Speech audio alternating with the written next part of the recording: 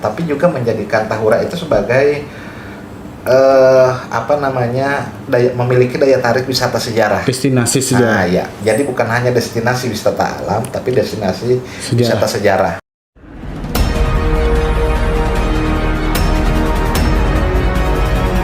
Sampai ke tahun 70 pun Mandiangin sebenarnya bangunannya masih utuh ya. Masih utuh. Sampai 60 dan 70, karena di beberapa koran itu dituliskan bahwa Mandiangin ini dipelihara oleh seorang suami istri ya. Namanya Anang Benggol namanya waktu itu, nama orang dulu yang mengelola Mandiangin sampai dia meninggal. Pengelola ya. Jadi dia mulai dari zaman Belanda itu waktu itu katanya melayani yang namanya Paduka Tuan Besar Konteler. Itu sebenarnya nama lain dari gubernur ya. Gelaran dari gubernur. Nah, waktu itu dia yang melayani orang-orang Belanda yang datang ke situ berwisata ke Mandiangin. Nah, kemudian bangunannya gayanya seperti apa? Jadi bangunannya itu sebenarnya memiliki kemiripan dengan pesanggerahan lain di Kalsel maupun di luar Kalsel. Kalau di Kalsel itu banyak sekali pesanggerahannya, ada di Batu Licin, Tanah Bumbu. Kemudian ada lagi di Kota Baru ada pesanggerahannya. Kemudian ada lagi di wilayah Barabai. Karena memang pesanggerahan itu cukup ini ya, menjadi tempat peristirahatan kalau mereka kunjungan ke daerah. Para pimpinan tadi dari gubernur atau pejabat selalu memiliki tempat pesanggerahan waktu mereka ke daerah. Bahkan di Pelihari juga ada. Yang kedua Pak, yang berikutnya ini maksud saya ini kan ada lapangan tenis nih yang dibikin. Bahkan saya berapa kali ke Mandiangin, saya nggak lihat nih ada bekas lapangan tenis. Kalau yang baru katanya dibangun itu dekat di atas, dekat pesanggerahan atau di bawah Pak, dekat kolam. Oke, jadi dari ketiga fasilitas yang dibangun oleh Gubernur HH saat itu, yang sudah mengalami renovasi adalah pesanggerahan. Karena memang masih terbuka ruang untuk merenovasi karena memang belum ditetapkan yang menjadi cagar budaya dan memang tidak memenuhi syarat. Karena memang bangunannya sudah habis, tinggal puing-puingnya saja, tinggal rangka pondasi ya. Nah, kemudian kolam itu sudah lama ya direnovasi. Kolam itu sudah dari dulu. Nah, yang belum memang lapangan tenis. Karena kemungkinan besar dianggap tidak fungsional. Lapangan tenis itu kan siapa yang mau main tenis ke situ? Iya, di atas gunung lagi. Iya. Makanya walaupun sebenarnya bisalah untuk dipelihara, dibersihkan, ya paling tidak diberilah papan nama di situ bahwa itulah peninggalan lapangan tenis dari masa Belanda. Sama seperti Orenasau kan ada pelangnya. Kan ada pelangnya. Walaupun tidak difungsikan atau direhab kembali, tapi masih ada. Masih seharusnya dibikin ya. Nah, kemudian juga di Mandiangin itu seharusnya dibikin di kolam, kemudian papan informasi ya. Di kolam, di ada pelang-pelang. Ada pelangnya sehingga pengunjung itu tidak hanya sekedar liburan semata melihat, tapi juga mengetahui bahwa di sini memang ada peristiwa sejarah yang dulu ada di wilayah tersebut.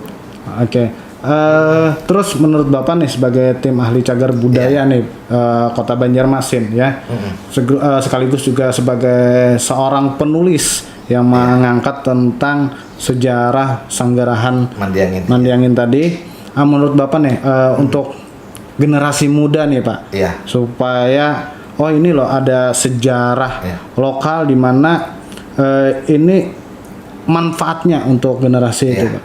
Oke, jadi sebenarnya dari saya mengatakan itu situs ya karena bangunannya banyak di situ, satu kumpulan itu memiliki nilai historis yang begitu tinggi dan tentunya generasi muda itu perlu tahu.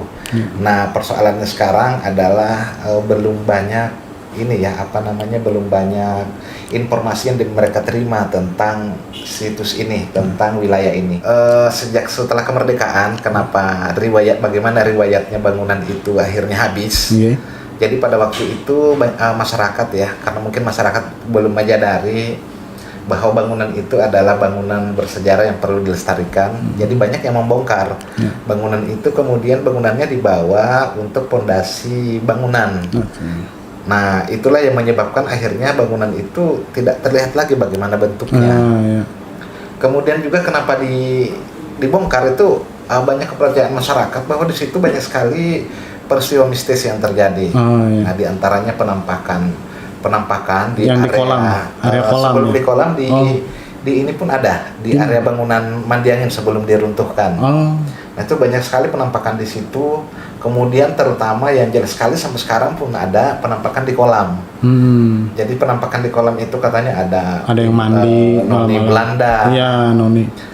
berpakaian putih, wanita Belanda yang berpakaian putih dan sebagainya. Dan itu memang benar adanya ya, karena saya teliti kembali di foto-foto lama, memang ada wanita Belanda yang pernah mandi di situ, dan itu terekam di dalam foto yang diambil di sekitar tahun 1939. Nah, ada perempuan itu di situ. Entah apakah itu yang dilihat oleh masyarakat, saya belum bisa memastikan. Ya.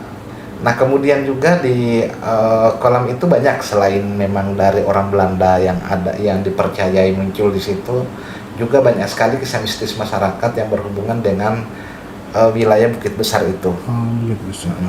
Jadi ya, harapan saya ke depannya dari generasi muda perlu banyak menggali lagi lah sejarah lokal daerah-daerah di Mandi Angin, dan juga dari pihak pengelola sendiri, dari Balai Tahura tentunya lebih proaktif untuk memperkenalkan wilayah Mandi Angin ini sebagai destinasi wisata sejarah.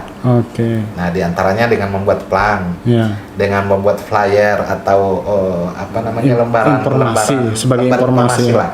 Oke. Nah, kemudian juga memperkenalkan ke tamu-tamu, dan itu sudah dilaksanakan sebagian ya. Oke. Diantaranya misalnya dengan pembangunan Pesanggerahan Mandi Angin itu, di dalamnya itu diletakkan banyak sekali foto-foto Gubernur B.Y. Haga ya. Oh, semacam mini museum. Iya, itu sudah difungsikan seperti itu. Jadi kita kalau ke Pesanggerahan, masuk ke dalam akan melihat banyak sekali beberapa foto-foto ya. Foto-foto yang ada pada masa itu. Oke. Nah, jadi paling tidak sebagai pengunjung bisa lebih jeli ya melihat itu. Oke. Mungkin itu dari saya ya. Oke, terima kasih Bapak Mansur. Ya. Penjelasannya tadi mengenai tentang Pesanggerahan Mandi Angin tadi. Saya ucapkan terima kasih atas waktunya hari ini Bapak Mansur. Sampai ketemu lagi.